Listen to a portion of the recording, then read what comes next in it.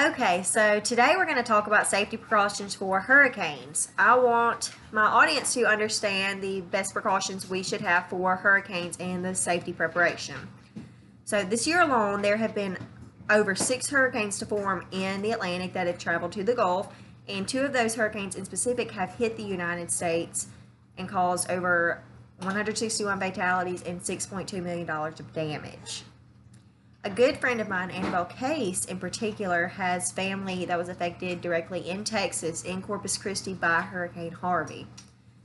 So, because of all these eastern coasts, the Gulf of Mexico, all of these coastal cities, us being one in particular, even though we are more inland in western Mississippi, Brookhaven, Mississippi, Lincoln County, Pike County area, I feel as if we should, me, the audience, learn some more hurricane preparation.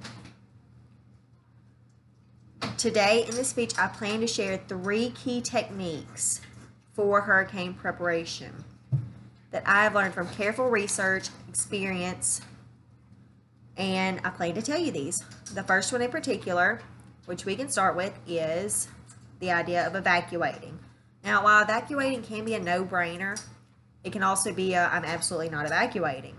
But the decision whether to evacuate or not is a very, very crucial one while you're preparing for a hurricane. Now, there are 2 direct paths according to FEMA. You can either be a high risk or a low risk.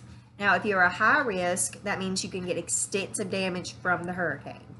That means shingles blown off roof, paneling blown off, trees falling, power lines falling, excessive flooding, anything because of the wind or the rain.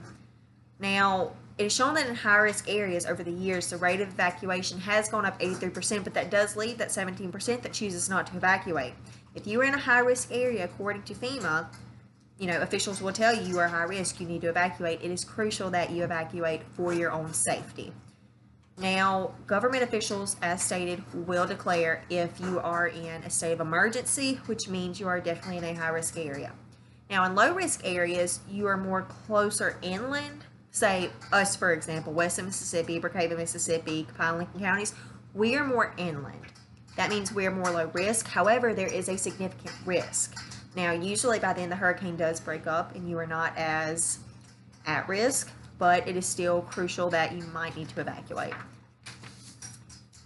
Okay, so from there, if you are evacuating, there are certain steps and precautions you need to take. Now, Earl Baker, who is the author of Hurricane Evacuation Techniques, he tells that officials will decide whether you need to evacuate or not. If you aren't told to evacuate, you don't have to. Officials will tell you if it is needed. If you are not told to evacuate, don't evacuate. If you are told, it is crucial to evacuate. Take all necessities with you. Don't leave your animals behind. Don't leave any possessions behind that you need. Because if you are in a high-risk area and the storm is a category 3, 4, 5, there is a chance that your home could be damaged and some of your prized possessions could be damaged. So now that we've talked about whether to evacuate or not, let's move on to the second preparation method. Now, the second method I'd like to explore is what needs to be gathered before the storm hits. So, we all know that we need to look into getting supplies. Supplies is a key factor. So, as stated by the American Red Cross, key necessities are gas, batteries, canned food, and water. Gas, obviously, necessity. If you're evacuating, you have to get out. You have to have gas to be able to get out. So, if you wait till last minute to get gas, chances are, as we saw during Hurricane Katrina, the gas will run out and you will not be able to get any gas. Batteries, if you're in a low risk area, chances are the power still will go out, so you're going to need batteries for your flashlight. You'll need candles as well in case you run out of batteries or there are no batteries for your flashlight, so you can have light. So you'll need water, obviously. Sometimes if you don't have a well, plumbing will go out and you have to have water for drinking, bathing, brushing your teeth, etc. Second item is food. Best food to get is food you don't have to cook on a stove. Food you can just open, it's ready. MREs, canned food, stuff you don't necessarily have to heat up. Now, the final item to buy, if you don't already have one in your house, which you should, but you most simply need a first aid kit. Now, the first aid kit is particularly important because chances are, if you're in a low risk, high risk area, either way, trees could be down, power lines could be down, and if someone is hurt, you may not have direct access to a hospital, especially if you're not or in city limits. somebody might need, direct medical care. So now that we've looked at necessities, I want to look at our final step of preparation. And the final preparation technique is making sure your house is prepared for the storm, whether you are in low risk or a high risk area. Now, the first method we make sure is the inside of the house is safe from the outside. So that means any trees close to your windows, we want to make sure they're trimmed, any branches or anything.